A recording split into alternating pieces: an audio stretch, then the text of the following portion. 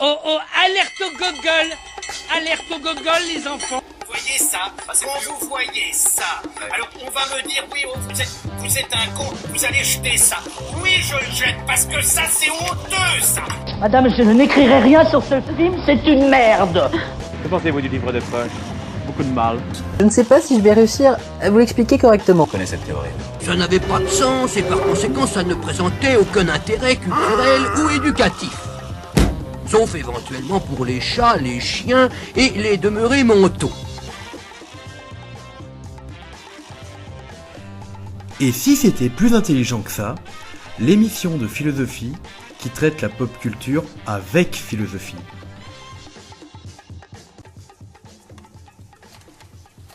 T'es déjà debout?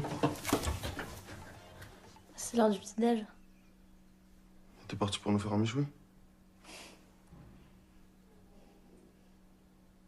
Tu manges quoi? Des céréales. Aujourd'hui, c'est grave Freud. T'es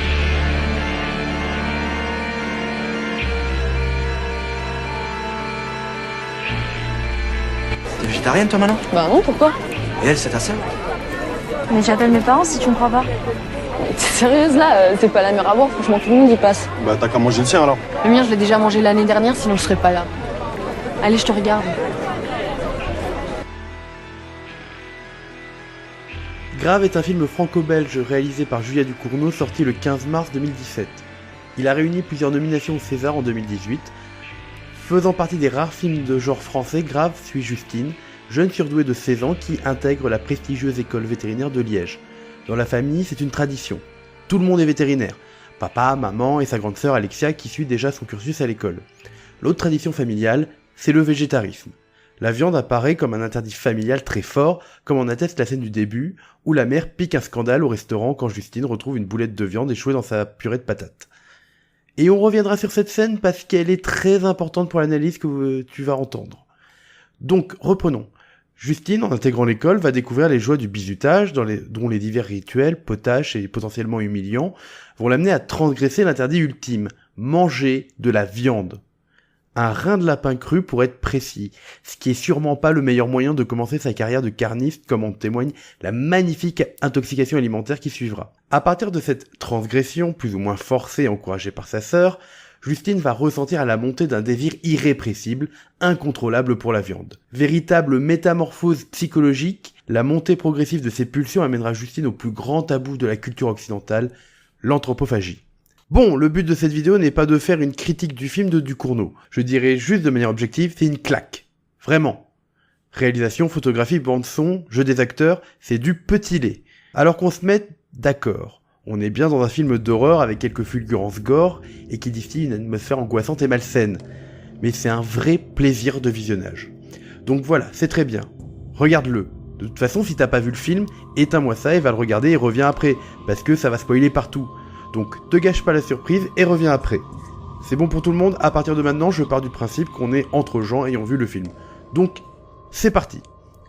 Alors, en guise d'avertissement, ce que je propose ici n'est pas une analyse cinématographique dans le sens strict du terme. Je n'ai ni la compétence, ni la prétention. Donc si tu veux une analyse cinématographique solide et un peu velue, passe ton chemin.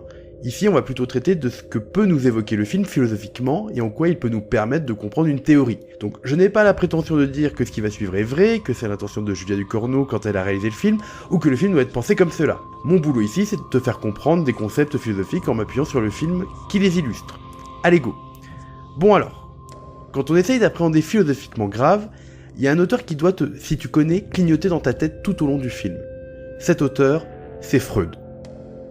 Freud est un neurologue autrichien né le 6 mai 1856 à Fribourg, en Autriche, et mort le 23 septembre 1939 à Londres. Il va s'appuyer sur les travaux de Jean-Martin Charcot sur l'hystérie et l'hypnose à la Salpêtrière à Paris, ainsi que sur les théories du Dr Brouwer. À partir de là, Freud est connu pour être le fondateur de la psychanalyse. La psychanalyse va être conçue comme une branche de la psychologie qui comprend à la fois une étude des phénomènes psychiques imperceptibles à la conscience, ainsi qu'une méthode de traitement des troubles psychiques qui passera avant tout par la parole. On parlera ainsi d'une psychologie des profondeurs. Freud théorise une nouvelle pensée de la psyché humaine. Cette théorie aura de scandaleux qu'elle revient sur la conception classique du sujet, détruisant l'idée d'un sujet agissant et connaissant, totalement transparent à lui-même, capable de se maîtriser et de se saisir pleinement. Freud va postuler la théorie d'un inconscient qui occupe la majeure partie de notre esprit, ravalant la conscience à une faible portion de notre psyché. Ce qui est assez douloureux pour la vision narcissique de nous-mêmes, car cela implique de reconnaître que nous ne nous connaissons pas vraiment, et que nous ne sommes pas véritablement maîtres de tout ce qui se passe sous notre caboche. Alors je sais, depuis, Freud et ses théories ont été assez popularisées. Et d'ailleurs, la psychanalyse ne se réduit pas à Freud, elle a été approfondie par de nombreux travaux, notamment dans ses successeurs comme Jung, Adler ou Klein. Je ne vais pas revenir sur l'ensemble des polémiques liées à la psychanalyse, que ce soit dans ses thèses, sa scientificité ou ses méthodes de travail. Pour cela, si ça t'intéresse, si tu veux voir une critique de la psychanalyse, va lire le livre noir de la psychanalyse, qui est un collectif écrit contre la psychanalyse et les difficultés qu'elle soulève. Par contre, s'il te plaît, va pas les ronfler, parce que bon, on peut pas dire que c'est très bien, et c'est pas intéressant. Bref, va plutôt lire le livre noir de la psychanalyse, t'apprendras beaucoup plus. Bref. Au début, Freud va proposer une distinction entre la conscience, l'inconscient et un préconscient qui serait à la lisière entre les deux. En gros, c'est ce qui est inconscient mais qui peut revenir dans la conscience, comme un souvenir ou la deuxième chaussette paumée sous ton lit. C'est aussi un principe de réalité qui permet au moi de se concentrer et de repousser un certain nombre de désirs malvenus pour le moment. Du genre, on a le désir de manger une pizza, par exemple, et on est en train de bosser. Du coup, on va ravaler notre désir de manger la pizza dans notre préconscient, et on le fera revenir après quand on pourra. L'inconscient, quant à lui, ce n'est pas une simple corbeille où on va ranger toutes les pensées interdites ou traumatisantes. C'est un vrai lieu vivant et dynamique où vont résider tous les désirs interdits et refoulés, où vont naître les pulsions primaires, et où vont être stockés les souvenirs traumatiques. Mais Freud comprend très vite que cette tripartition, elle est pas totalement satisfaisante, et même un peu simpliste. Du coup, il va proposer une nouvelle tripartition. Le fameux moi, ça et surmoi. C'est ce qu'on appelle la deuxième topique. Voilà. Petit spoiler, la première topique, c'était le premier que j'ai énoncé, c'est-à-dire inconscient, conscient, préconscient. Alors, si on reprend ce deuxième topique, le moi, c'est la partie consciente de notre psychisme. C'est ce dont on a une connaissance. Par exemple, pour revenir à cette question de la pizza, j'ai envie d'une pizza, j'ai le désir de la pizza, et je sais que je désire une pizza. Donc, ça inclut le moi, pas le ça. Donc le moi inclus, pas le ça inclus. Ça s'en va et ça revient, c'est fait de tout petit rien. Ça se chante et ça se danse et ça revient, ça se retient comme une chanson populaire. Bref, je n'ai plus d'âme. Donc, le moi inclut les désirs et les états psychiques dont j'ai conscience, ainsi qu'une partie des souvenirs qui me sont accessibles. Le ça, quant à lui, est un réservoir pulsionnel contenant l'ensemble des phénomènes refoulés pour des raisons morales ou sociales. Il produit la libido, c'est-à-dire l'énergie psychique, qui cherche à se satisfaire à tout prix, selon les deux axes, le plaisir et l'agression.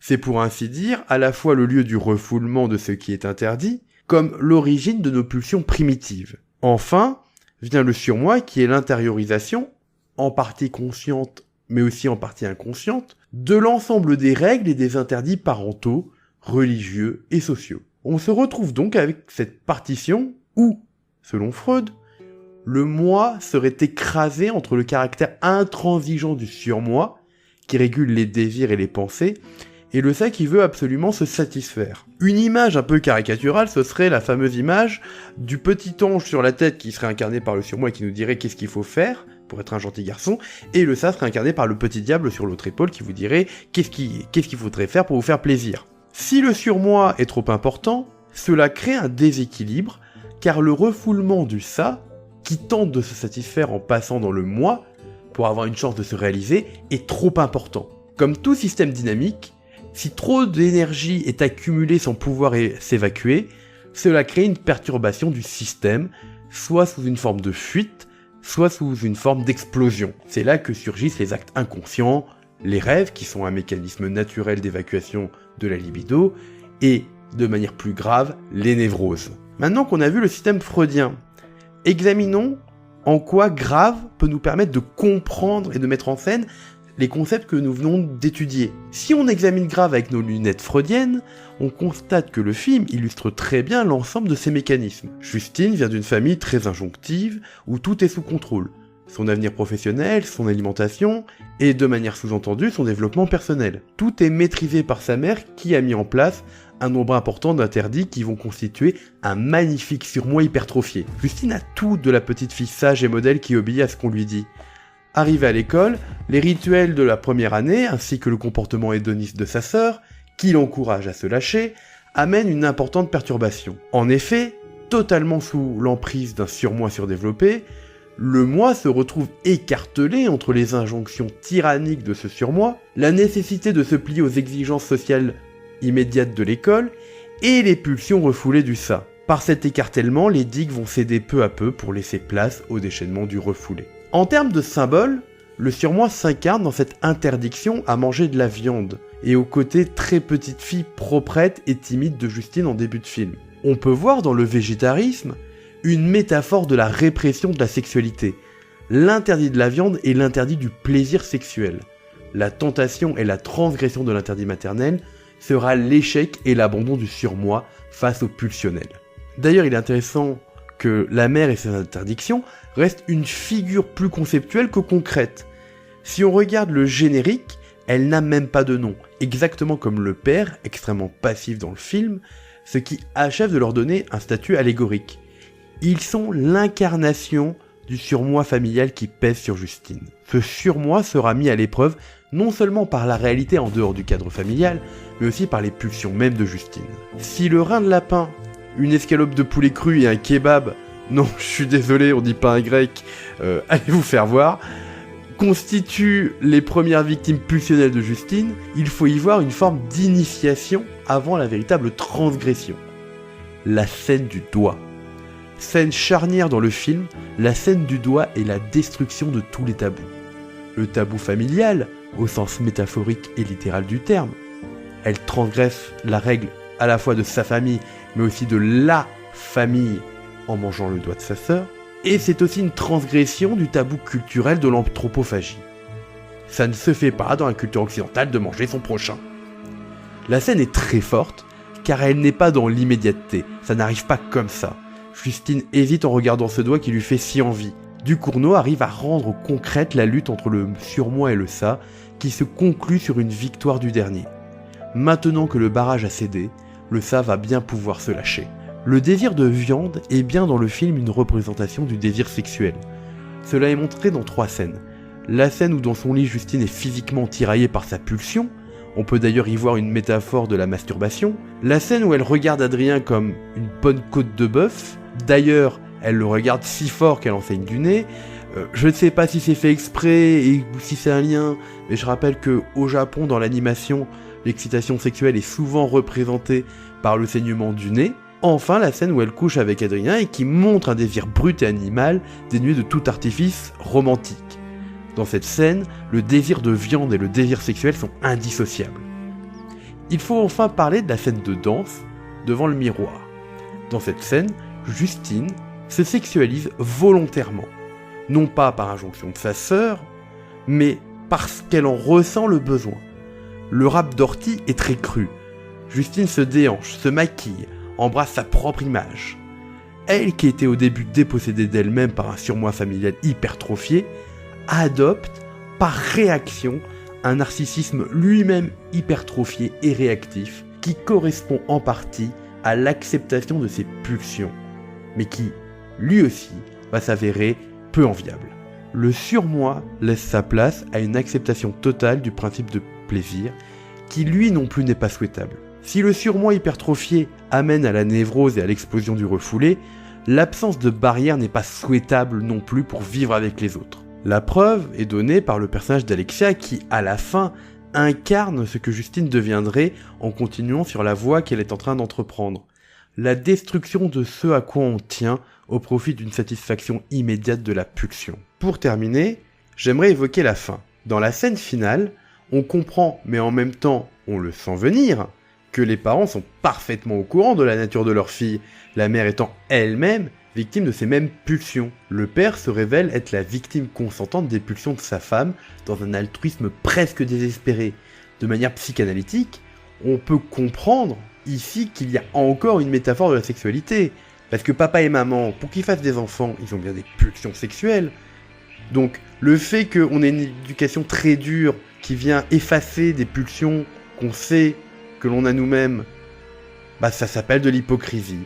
Et c'est empêcher ces enfants de connaître et d'apprivoiser ces pulsions. Parce que, si on y réfléchit, le complexe psychique que connaissent Justine et Alexia est totalement dû à leurs parents qui ont préféré taire la pulsion que de leur apprendre à la maîtriser, que de la reconnaître.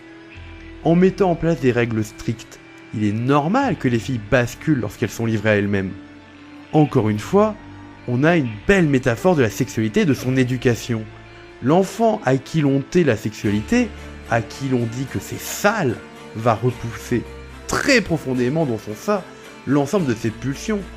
Et étant donné que ces pulsions font partie de lui, qu'il les rend inaccessibles, il est coupé d'une partie de sa nature, il va lui manquer quelque chose, sauf que ce quelque chose, par le refoulement, essaye de passer la frontière du surmoi, et quand ces pulsions arrivent, eh bien l'enfant se retrouve dans l'incapacité de gérer ces pulsions qui finissent par déborder dans le moi. Donc, pour conclure, on peut dire, même si je ne sais pas si c'est la volonté de Ducournau, que Grave illustre parfaitement les mécanismes freudiens de la sexualité et du refoulement. Si on peut remplacer sexualité par viande, les deux étant très étroitement mélangés durant tout le film, on comprend bien la nécessité, et c'est un peu le message du film, on comprend la nécessité d'une bonne éducation qui permet à la fois à l'enfant de s'accomplir tout en étant capable de trouver ses propres limites. Taire la pulsion, se maîtriser de manière absolue n'est pas bon, se lâcher non plus, laisser la bride au principe de plaisir n'est pas bon non plus.